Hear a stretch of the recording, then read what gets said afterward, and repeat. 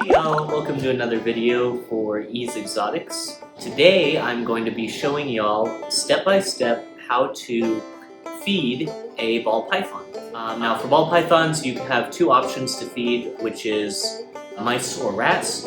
Mice you really only feed to a pretty small python, maybe a baby or juvenile, so that'd be between 1 to 2 years old.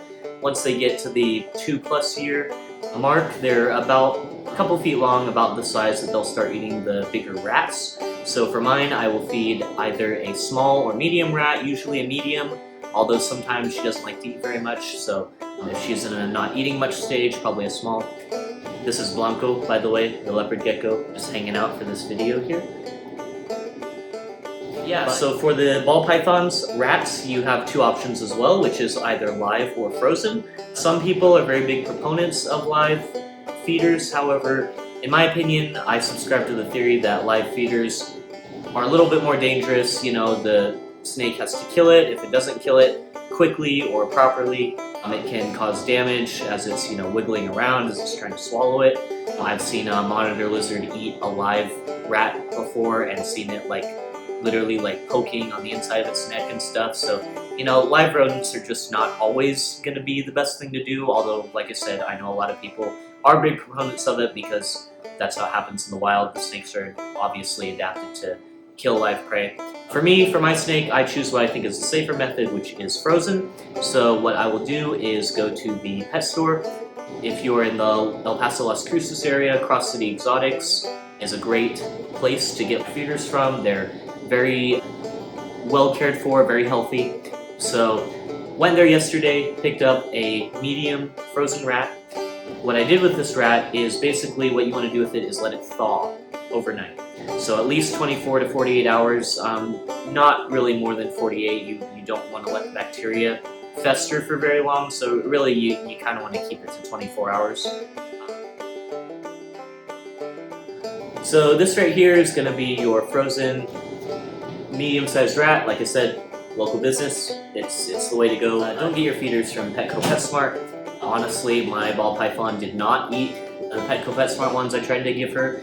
I think I gave her 3 and she denied all of them, so could have been that she wasn't hungry.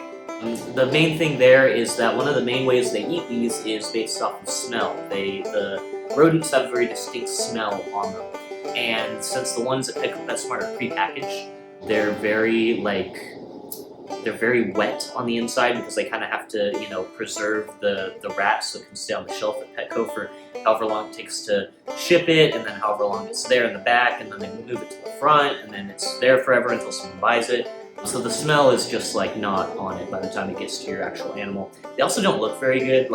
There's blood on them and different things. I don't know if you can see this one up close. Some people won't like this because it's a dead animal, but this is what you feed your ball python.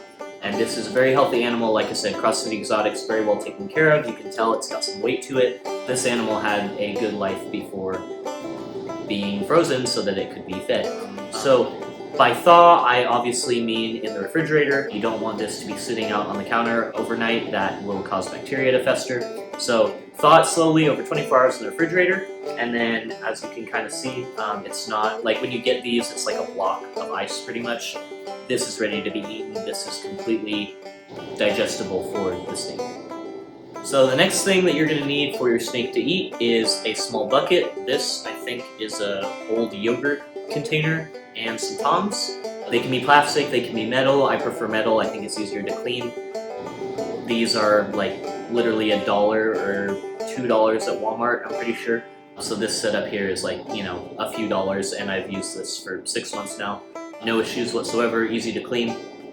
So what I will do, and I will show you the process as it's going along, is I will take this rodent, I'll put it into the bucket, and then I'll fill the bucket with hot tap water.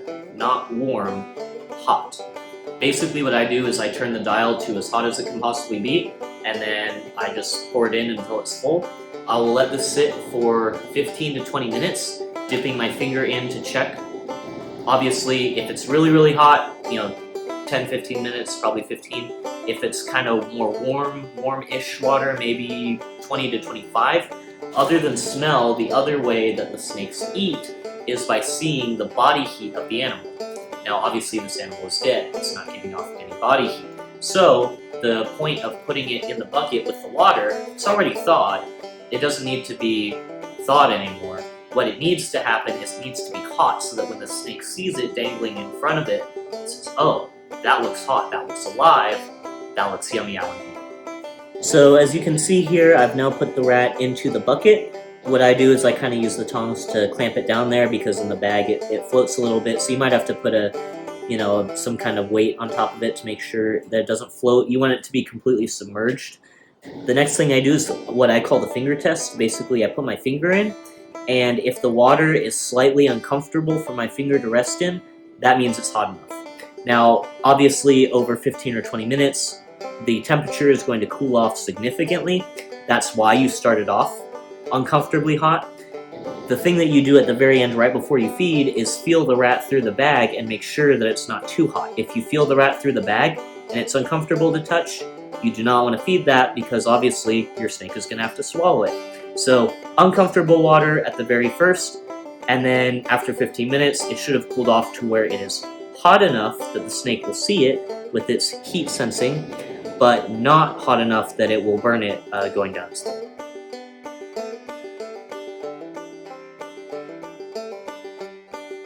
And now, while we wait for this rat to heat up, we'll give you all some cool footage of our nightly fish feeding. So this is a community tank. It's got 125 gallons, very, very large. It's got about 50 or so residents in it with shrimp and snails and everything. This is what I feed them at night. This is the top fin granules. Honestly, I prefer Hikari products, but this is just what I have. No shade on any of the different fish brands. Fish food is fish food, but obviously people have opinions on which one is the best. These granules are pretty small, and I've got Harlequin rasboras, guppies. I've got some fish with really small mouths in here, so I make sure I give them a sinking pellet that they can actually eat. So let's watch these guys go crazy for a minute.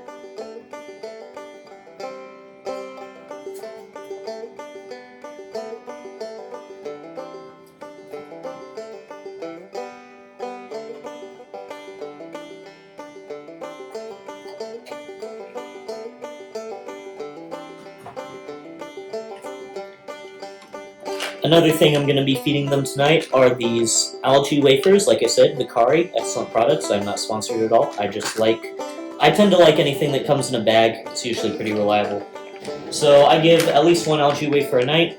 I've got a lot of bottom feeders, plecos, coolie loaches, Cory catfish, pictus catfish, so just make sure they get some veggies in their diet, especially the plecos. They need these to survive.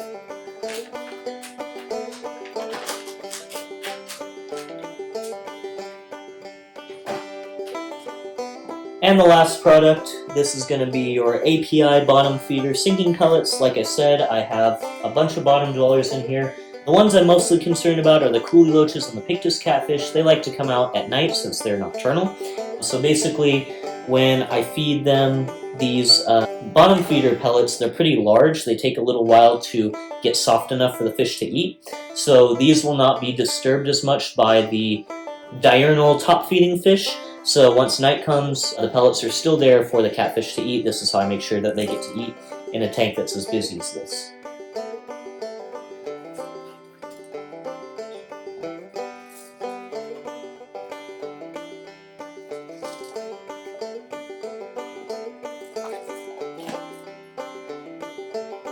Alright y'all, so now that our quality feeder that has a nice smell on it is nice and warm.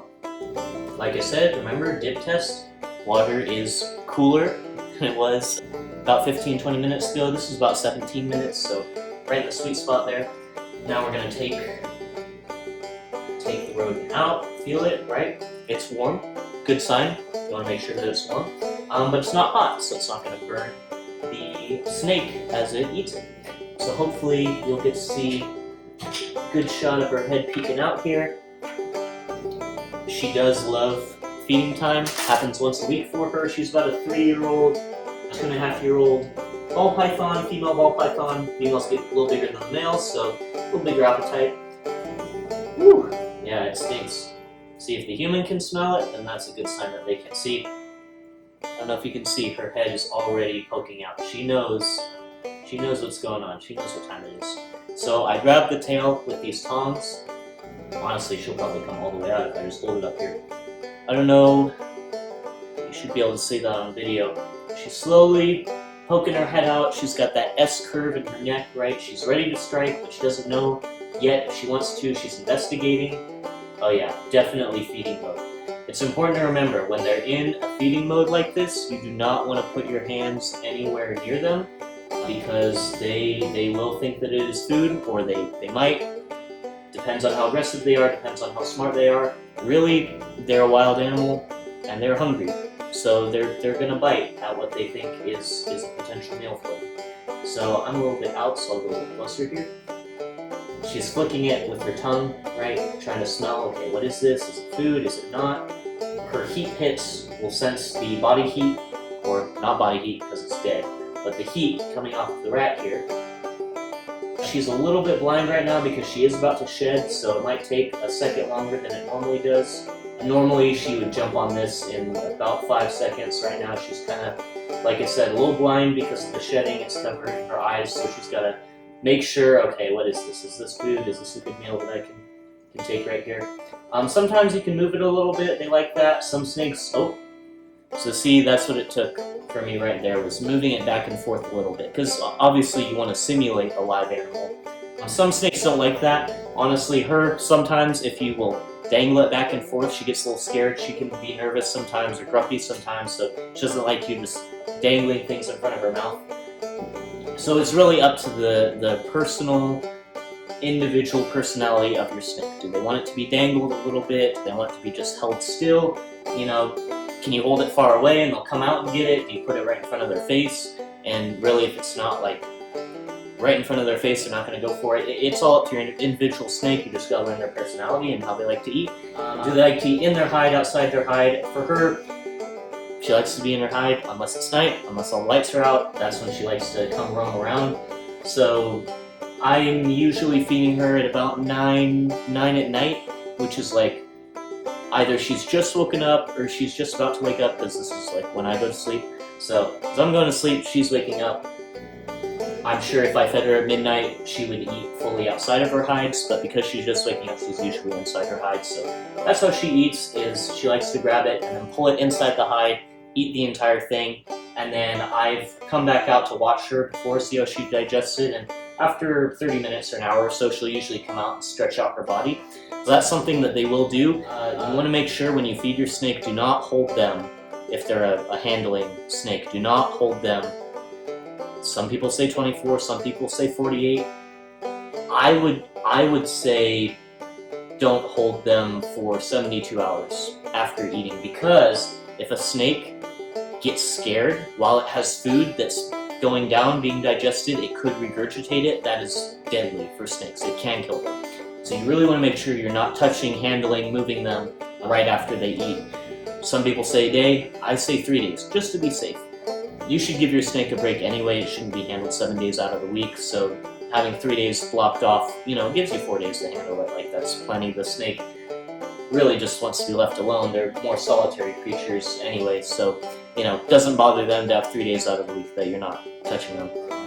And then feeding schedule. For different snakes, I know that there's different amounts of periods between feeding. Like some snakes, I know you don't have to feed them for a month or 2 months even. Those are usually, I think, bigger ones that eat bigger food, like a whole rabbit. For ball python, 3 feet long, once a week, medium rat, sometimes a small rat. Yeah, so she just dragged it back into her hide there so that she can consume it. So what she'll start doing is she'll go, she usually bites it somewhere on the body, so she'll rotate her bite to the head or to the tail, and then she'll start swallowing the entire thing whole. That's how they eat it.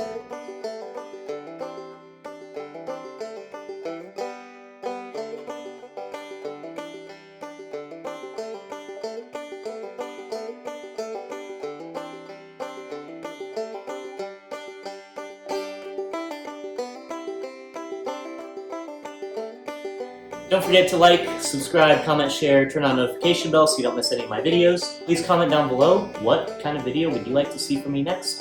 I'm here for all of your fish and reptile needs. See y'all later.